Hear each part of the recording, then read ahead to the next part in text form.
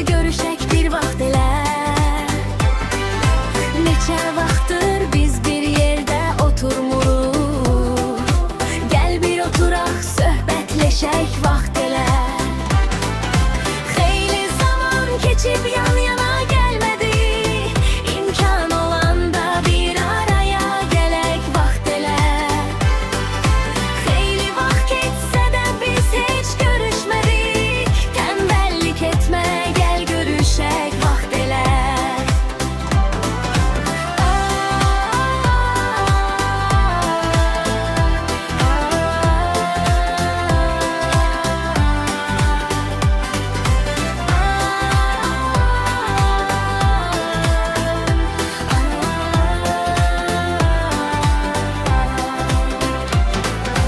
Səninlə bir yerdə oturub dərdləşərik.